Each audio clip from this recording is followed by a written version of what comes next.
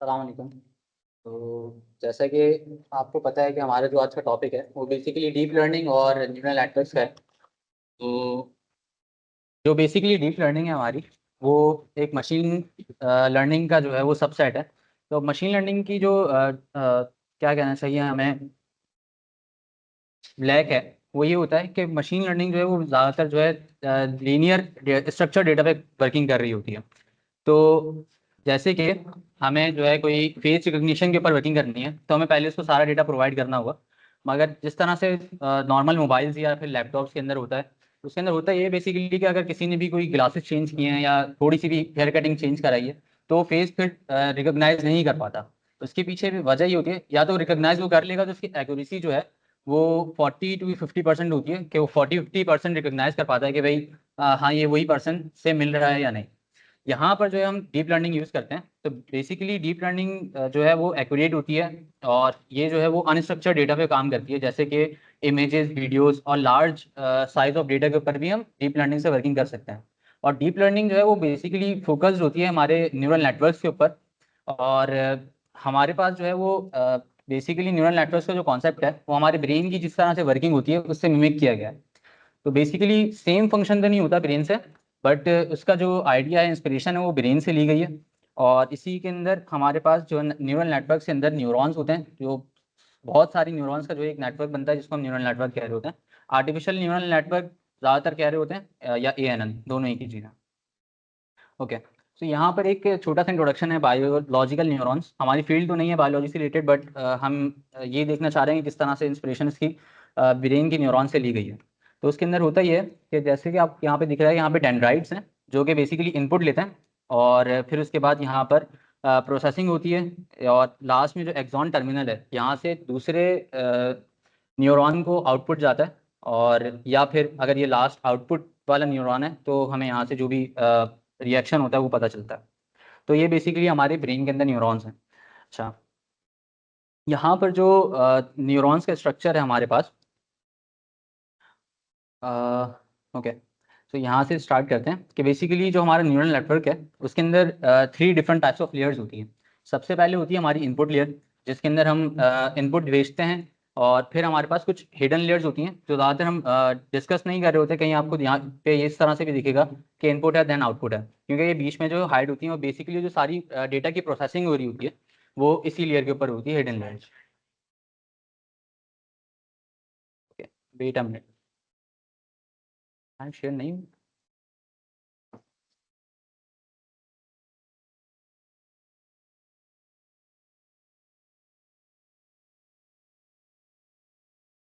Okay, sorry for the interruption. अच्छा, अब ये जो हमारी हिडन लेयर होती है इसके अंदर जो है वो ये मल्टी लेयर भी हो सकती है और सिंगल लेयर भी हो सकती है। अच्छा, इसका जो कॉन्सेप्ट है वो बेसिकली अभी न्यू नहीं है, ये जो है वो आजकल बहुत बज़वर्ड है। और बट जबकि इसकी जो इन्वेंशन थी वो बेसिकली 1962, अर्ली 1962 में हो गई थी, जिसको हम परसेप्ट्रॉन्स कहते हैं।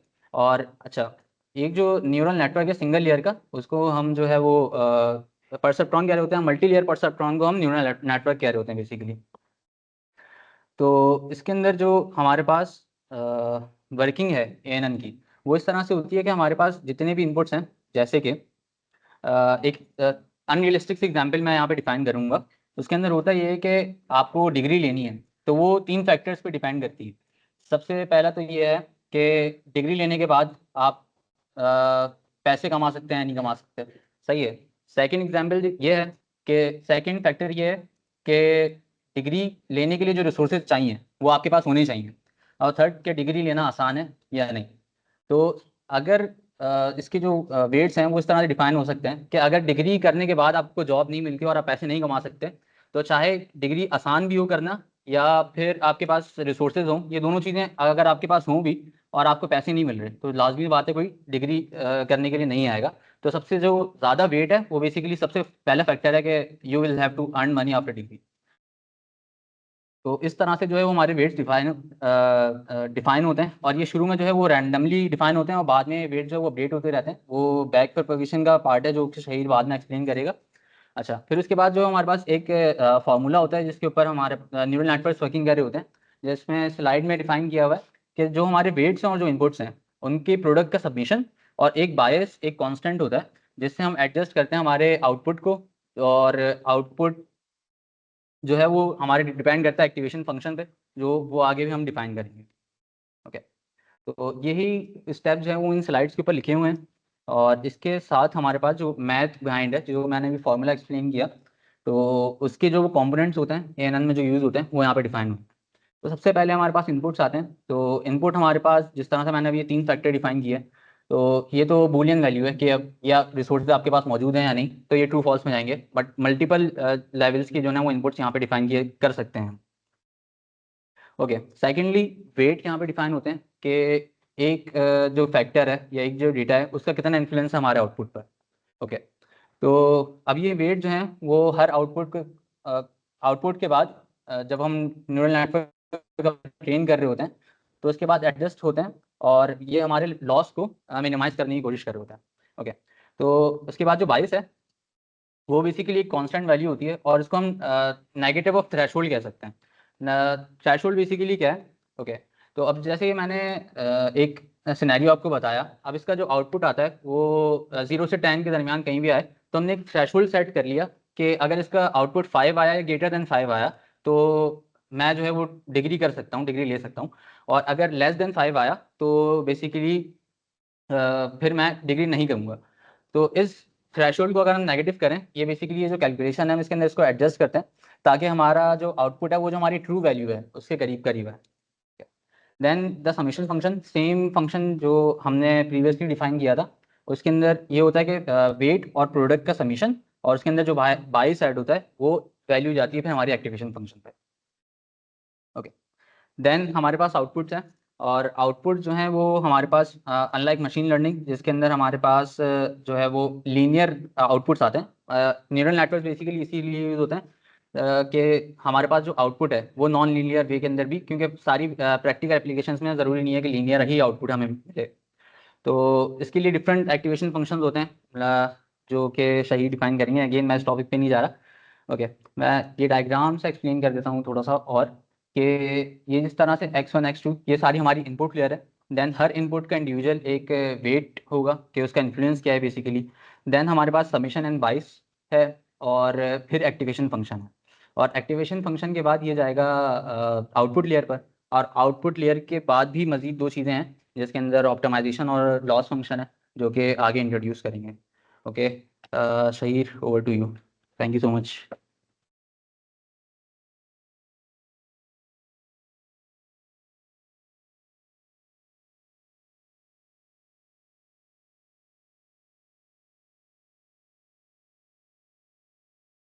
थैंक यू सर, यार आपने बहुत अच्छा समझाया। अच्छा, अब हमारे पास जो नेक्स्ट टॉपिक है इसमें वो है एक्टिवेशन फंक्शंस। सो बेसिकली हमें न्यूरल नेटवर्क्स में एक्टिवेशन फंक्शन की ज़रूरत पड़ती क्यों है? तो न्यूरल नेटवर्क्स का अगर आप फॉर्मूला देखें तो इसका फॉर्मूला जो है वो लीनियर रिग्रेशन मॉडल वाला है, ठीक है। Weights multiply by inputs plus bias. So अगर हम इसमें एक्टिवेशन फंक्शन अप्लाई नहीं करें तो इसका जो आउटपुट है वो लीनियर आएगा हमारे पास, तो ये बिल्कुल लीनियर रिग्रेशन मॉडल की तरह बिहेव करेगा। तो इसलिए हम इसमें एक्टिवेशन फंक्शन इनपुट करते हैं ताकि जो है हमें नॉन लीनियर आंसर मिल सके और न्यूरल नेटवर्क ज़्यादा कॉम्प्लेक्स चीज़ों को लर्न कर सकें। So activation functions non linearity add करते हैं, ठीक है। देन हमारे पास टाइप्स हैं एक्टिवेशन फंक्शंस की। अच्छा, यहाँ पे एक्टिवेशन फंक्शंस की हमारे पास बहुत सारी टाइप्स होती हैं, लेकिन जिनमें से जो 3 सबसे पॉपुलर और मेन जो ज़्यादा यूज़ होती हैं वो मैं यहाँ पे आप लोगों को डिफाइन करूँगा। इनके हमारे पास 3 ग्राफ्स हैं। सबसे पहले रेलवे एक्टिवेशन फंक्शन आता है जिसका फुल फॉर्म होती है रेक्टिफाइड लीनियर यूनिट। तो रेलू एक्टिवेशन फंक्शन क्या करता है कि जिस तरह हमने बताया कि activation function non linearity add करते हैं। सो नॉन लीनियरिटी को रेलू जो है सबसे ज़्यादा यूज होता है डीप लर्निंग में। तो नॉन लीनियरिटी में क्या होता है कि इसका जो फॉर्मूला है वो ये है कि जो भी अगर वैल्यू हमारी आउटपुट की आ रही है वो अगर माइनस में है तो उसको ज़ीरो कर देगा, अगर वो प्लस में है तो वो एज इट इज़ आ जाएगी हमारी। इससे हमारा ये होता है कि हमारे जो न्यूरॉन का आउटपुट होता है वो हमारा उसमें आ जाता है, पॉजिटिव इंटीजर में आता है, नेगेटिव में नहीं आता। Then we have sigmoid. अच्छा, सिग्मॉइड एक्टिवेशन फंक्शन आउटपुट देता है हमें 0 और 1 के बीच में। और सिग्मॉइड एक्टिवेशन फंक्शन हमें ज़्यादातर हम यूज़ करते हैं बाइनरी क्लासिफिकेशन के लिए, जहाँ पे हमारे पास 2 क्लासेस होती हैं। सो हम 0 और 1 पे हम आउटपुट हमें चाहिए होता है तो हम ज़्यादातर इसका आउटपुट लेयर्स में यूज़ करते हैं, और वैल्यू को हम ज़्यादातर हिडन लेयर्स में यूज़ करते हैं। Then we have softmax function. Softmax function को हम यूज़ करते हैं मल्टी क्लास क्लासिफिकेशन प्रॉब्लम में। मल्टी क्लास में क्या होता है, अगर हमारे पास 2 से ज़्यादा क्लासेस हैं किसी प्रॉब्लम में, फॉर एग्जांपल अगर 10 क्लासेस है हमारे पास, तो हम सॉफ्टमैक्स यूज़ करेंगे लास्ट आउटपुट लेयर पे अपनी।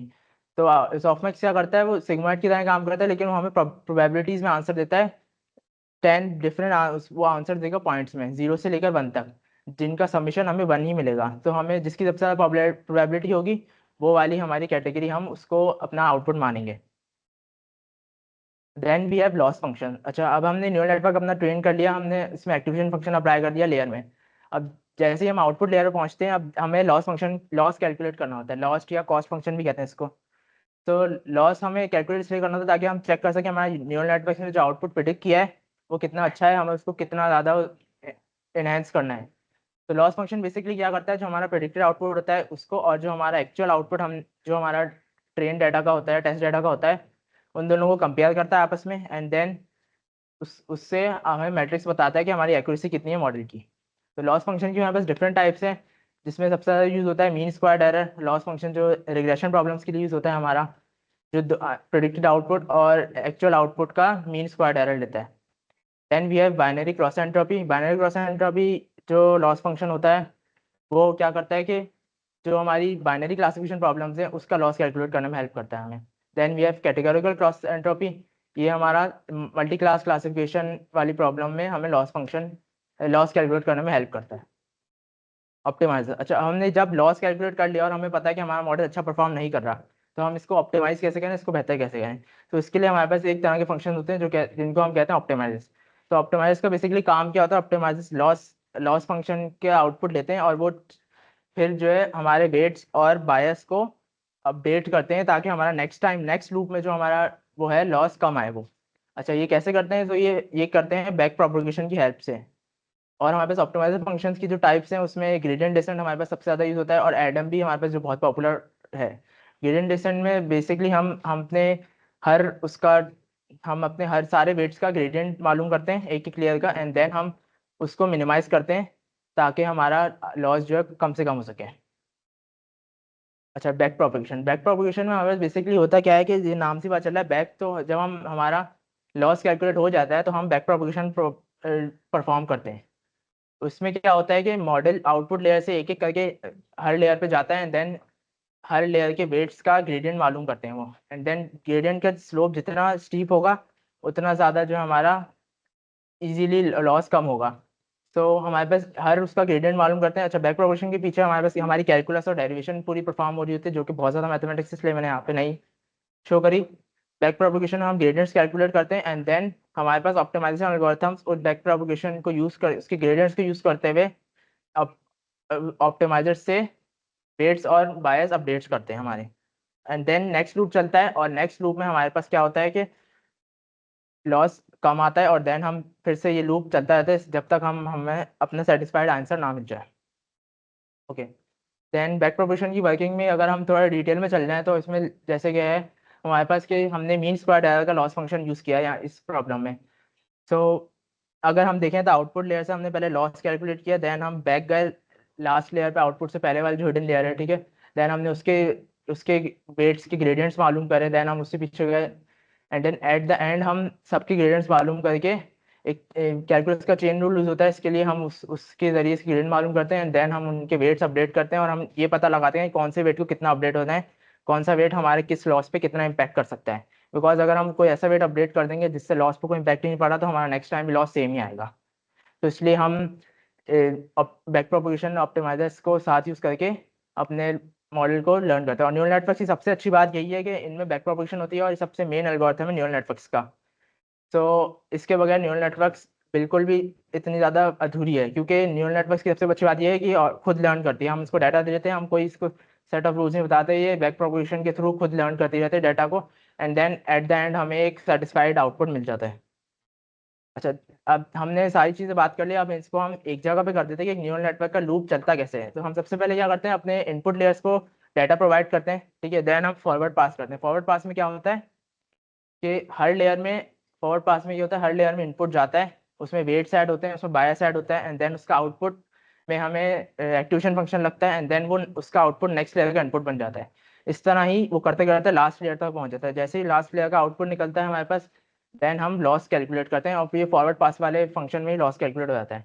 अच्छा, लॉस कैलकुलेट हो गया, देन हम ऑप्टिमाइजर जीरो ग्रेड। अच्छा, इस वाले स्टेप में हम ये करते हैं कि क्योंकि ये एक लूप है, तो हर लूप में ये लूप बार बार चल रहा है, और अगर फर्स्ट टाइम नहीं चल रहा तो हमारे पास जो लास्ट वाले ग्रेडियंट्स है वो अब तक सेव होंगे, तो हम लास्ट वाले ग्रेडियंट्स को पहले जीरो करते हैं। बिकॉज अगर लास्ट वाले ग्रेडियंट्स पे हमने दोबारा ग्रेडियंट्स कैलकुलेट कर लिए तो हमारा ऑप्टिमाइज सही से नहीं होगा एल्गोरिथम, और वो सही से हमारा लॉस को मिनिमाइज नहीं करेगा। तो हम लास्ट वाले ग्रेडियंट्स को पहले जीरो करते हैं, देन हम बैक प्रोपगेशन परफॉर्म करते हैं। लास्ट वाले ग्रेडियंट्स को जीरो करा हमने, देन हम उसको बैक प्रोपगेट करते करते हम उसकी डेरिवेट्स कैलकुलेट करेंगे, एंड देन आफ्टर गेटिंग डेरिवेट्स हम ग्रेडियंट डेसेंट एल्गोरिथम अप्लाई करेंगे उस पर, ताकि हम उसके वेट्स और बायस को उन डेरिवेट्स के हिसाब से चेंज कर सकें, एंड देन ये लूप अगेन चलेगा और अगेन लॉस कैलकुलेट होगा। इस तरह ही हम करते रहते हैं जब तक हमें सेटिस्फाइड आंसर ना मिल जाए।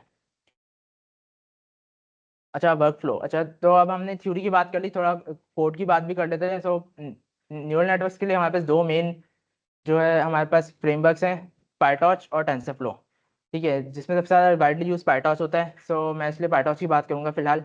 तो पायटॉर्च का एक जो बेसिक वर्क फ्लो होता है, वैसे टेंसरफ्लो में भी सेम वर्क फ्लो है, दोनों में सिर्फ सिंटेक्स का फर्क है, बाकी कॉन्सेप्ट सारे सेम है।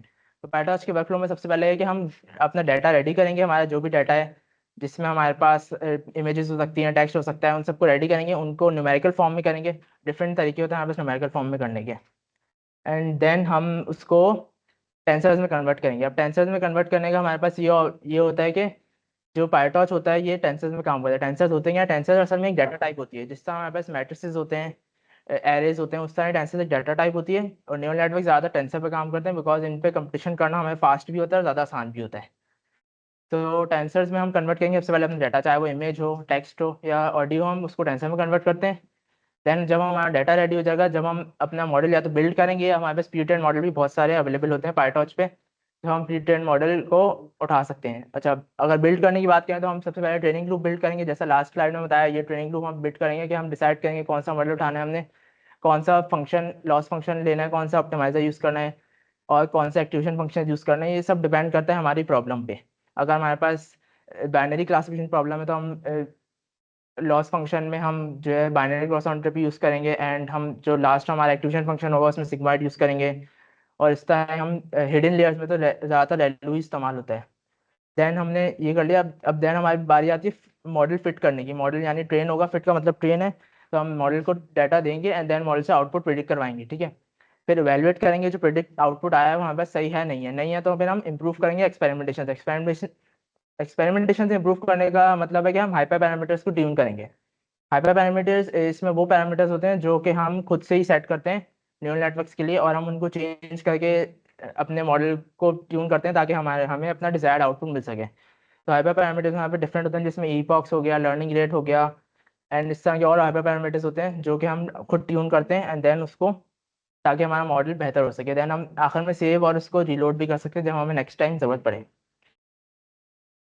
ठीक है, अच्छा ये हमारे पास थोड़ा कोड है पायटॉच का। अच्छा, ये हाई लेवल कोड नहीं है, ये बिल्कुल पायटॉच में इससे भी आसान, मतलब 4 लाइनों में आप न्यूरल नेटवर्क बना सकते हो, लेकिन ये थोड़ा सा लो लेवल पे हुआ हुआ है, क्योंकि ताकि आप लोग को समझ में आ जाए कि जिस तरह ट्रेनिंग लूप है वो किस तरह होता है। ठीक है, सबसे पहले हमारे पास ऊपर है टॉर्च मैनुअल सीड। अच्छा, ये वैसे इसकी इस कोड में ज़रूरत नहीं है, लेकिन ये इसलिए हुआ हुआ है ताकि हम रैंडमनेस को कम कर सकें।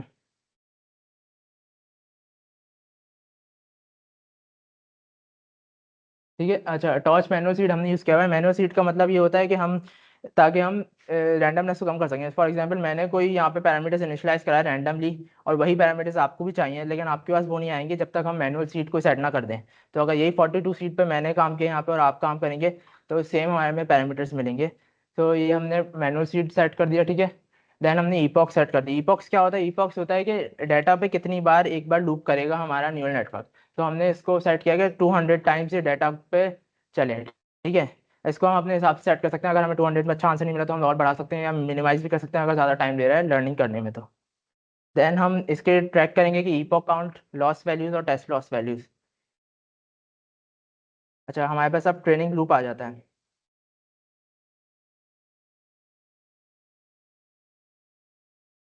अच्छा, हमने यहाँ पे फॉर लूप लगा दिया, for epoch in range epoch से। अच्छा, मॉडल डॉट ट्रेन, ये हमने मॉडल का ट्रेनिंग मोड इनिशलाइज करा दिया जो कि हमें हेल्प करेगा ताकि हम ग्रेडियंट्स जो रिक्वायर्ड हैं वो ग्रेडियंट्स को ऑन कर देगा बैक पर, ठीक है। देन हमारे पास है फॉरवर्ड पाथ। फॉरवर्ड पाथ में क्या होगा, हमने मॉडल को हमने एक्स ट्रेन की वैल्यूज दी और उससे वाई ट्रेन प्रेडिक्शन करा लिया, ठीक है। अब जब हमारे वाई ट्रेन प्रेडिक्ट हो गया, देन हम कैलकुलेट करेंगे लॉस। अब लॉस हमने लॉस फंक्शन हमने यहाँ पे पहले से क्रिएट किया हुआ था, ठीक है। इसमें हमने अपनी प्रेडिक्टेड वैल्यूज दी एंड देन हमने इसमें अपनी जो हमारी एक्सपेक्टेड वैल्यूज थी, जो एक्चुअल आउटपुट था, वो हमने दिया इसको, और उन दोनों का हमने लॉस कराया। अगर मीन स्क्वाड आ रहा है तो उन दोनों का मीन स्क्वाड कैलकुलेट करके हमें बता देगा। Then we have optimizer zero grad. अच्छा, ऑप्टिमाइजर जीरो ग्रेड जैसे मैंने बताया था कि हमने जो लास्ट टाइम के ऑप्टिमाइजर्स थे उनको इंग्रेडिएंट्स को खत्म कर दिया हमने उसमें। देन हमने बैक प्रोपगेशन अप्लाई की, ठीक है। लॉस फंक्शन ने बैक प्रोपगेशन अप्लाई की ताकि वो ग्रेडियंट्स कैलकुलेट कर सके, और ऑप्टिमाइजर को स्टेप कर दिया, मीन्स ग्रेडियंट डिसेंट परफॉर्म हो गया और यहाँ पर हमारे वेट्स और बायस अपडेट हो गए ताकि हम नेक्स्ट लूप में हमारा मॉडल बेहतर परफॉर्म कर सके। अच्छा, नेक्स्ट स्लाइड में हमारे पास है इवेल्युएट का। अब हमने एक बार ट्रेन कर लिया मॉडल, अब हम इसको इवेल्युएट करेंगे कि टेस्ट डाटा पे अपने, ठीक है, कि टेस्ट डाटा पे कैसा परफॉर्म कर रहा है। तो हमने सबसे पहले एवेल्यूएशन मोड ऑन कर लिया। एवेल्यूएशन मोड ऑन करने से सबसे फ़ायदा ये होता है कि हमारा जो जो भी हमारे फंक्शंस हैं बैक पर, जो पैटॉच की लाइब्रेरी परफॉर्म कर रही होती है, जो हमें एवेल्यूएशन मोड में नहीं चाहिए, वो वो ऑफ हो जाते हैं ताकि हमारी कंप्यूटेशन फास्ट हो सके और हमारे एक्स्ट्रा रिसोर्सेज यूज़ ना हो। इन्फ्रेंस मोड में भी यही होता है कि जो ग्रेडियंट ट्रैकिंग कर रहा होता है ये ट्रेनिंग के टाइम पे, वो ग्रेडियंट ट्रैकिंग नहीं करता, क्योंकि हमें टेस्टिंग मोड पे वो ग्रेडियंट ट्रैकिंग नहीं चाहिए, ठीक है, क्योंकि हम इसमें बैक प्रोपगेशन टेस्टिंग में नहीं करवा रहे हैं, हम सिर्फ ट्रेनिंग में करवाते हैं। तो देन हमने टेस्ट प्रिडिक्शंस करी, मॉडल को टेस्ट का डाटा दिया एंड देन उससे टेस्ट की प्रिडिक्शंस ली एंड देन हमने लॉस कैलकुलेट किया एग्जैक्टली जैसे ऊपर किया था। तो हमने लॉस कैलकुलेट किया, देन हमने जो हमारा हो रहा था हमने उस सबको प्रिंट करा दिया प्रिंट स्टेटमेंट से कि हमारे पास कितना लॉस आया, क्या आया, ठीक है। और देन लास्ट में मॉडल की स्टेट भी हमने मालूम कर ली कि मॉडल क्या स्टेट है। अच्छा, इसमें अभी मैंने इसका आउटपुट शो नहीं करा है यहाँ पे, ठीक है। एक और चीज़ जो है इसके अलावा, वो है एक बड़ी अच्छी वो है वेबसाइट है जो कि टेंसरफ्लो प्लेग्राउंड, वो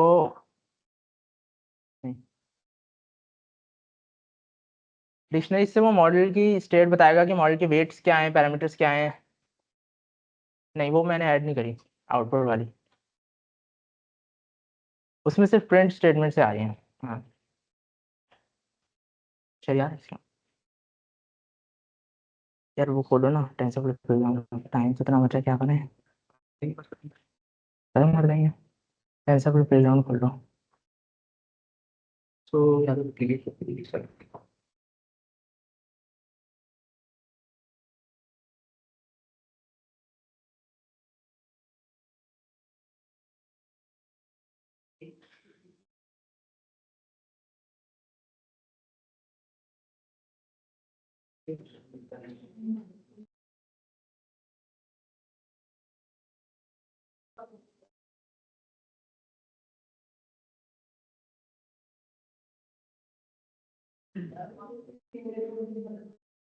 अच्छा, ये एक एक सेकंड, यस, ठीक है। ये टेंसरफ्लो प्लेग्राउंड की एक वेबसाइट है जो कि बहुत अच्छी है। अगर आप लोगों को टेंसरफ्लो विजुअली लर्न करना है, किस तरह हम लर्न कर सकते हैं, तो इसमें जो मैंने बताया वो एक बार करके दिखा देता हूँ मैं। हमारे पास यहाँ पे थोड़े डाटा के ऑप्शन हैं, जिसमें एक हमारे पास सर्किल का डाटा है कि सर्किल डॉट्स हो हमारे पास। देन हमारे पास अगर सर्किल वाले भी हम अप्लाई करें तो डिफरेंट हमारे पास दो फीचर्स के ऑप्शन है, ठीक है। ये फीचर्स अगर मैं इस पे होवर कर रहा हूँ तो यहाँ पे ग्राफ चार्ट आ रहा है हमारे पास कि फीचर्स हमारे किस तरह के फीचर्स इनपुट हो रहे हैं।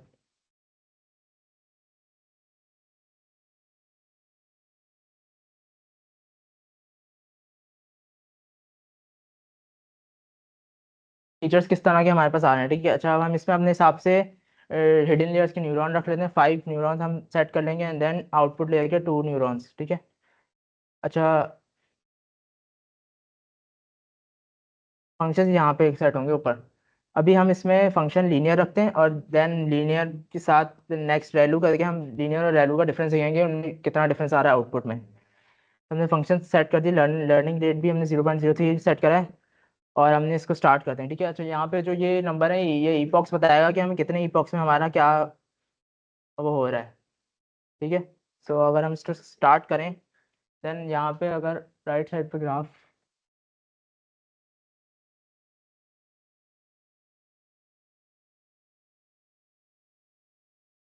अच्छा, राइट साइड पे हमें लॉस बता रहा है अपना। एक सेकेंड, स्क्रीन शेयर रुक गई है शायद, स्क्रीन शेयर रुक गई है।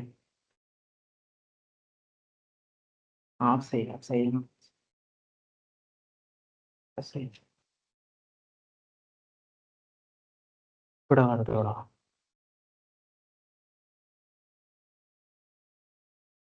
हम्म, अच्छा इसको हम रीसेट करते हैं। अच्छा हम इसको अगर स्टार्ट करेंगे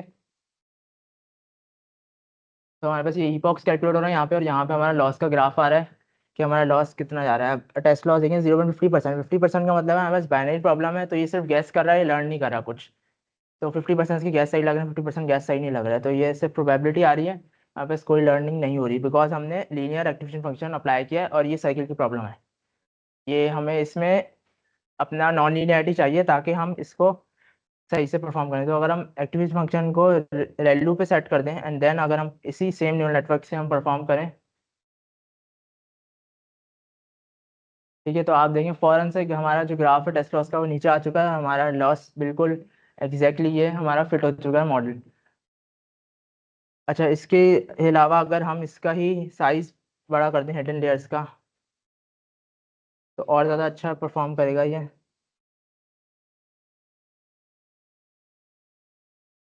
देन अगर हम इसको रीसेट करके चलाएं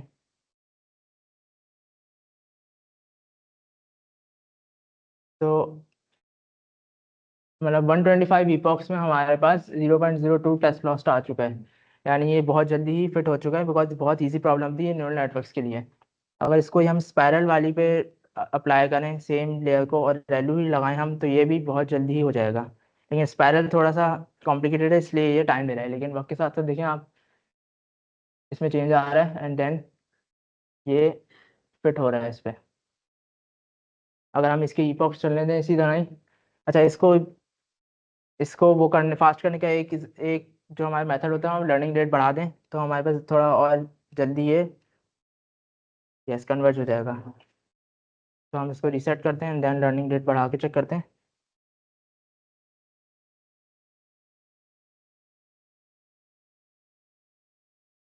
यस ये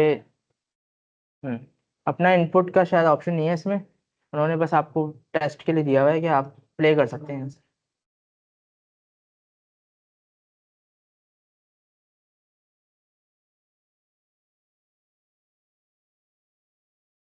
yes I think so.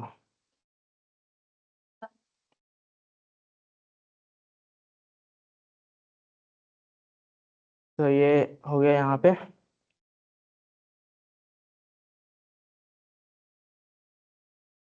Test lots सही है, तो अब काफ़ी ज़्यादा फिट हो चुका है।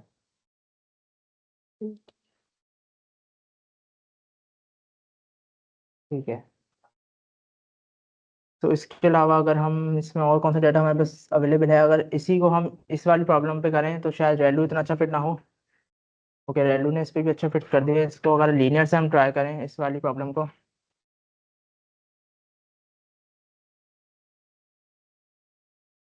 ओके सो अब हो चुका है देन। थैंक यू, नहीं था।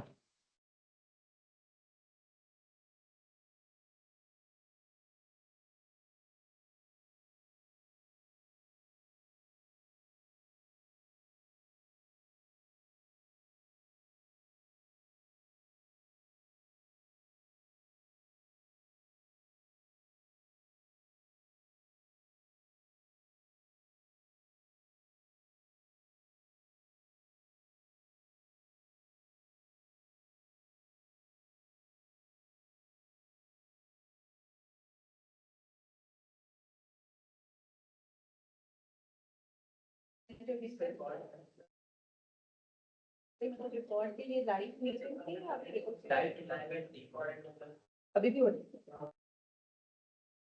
तो मतलब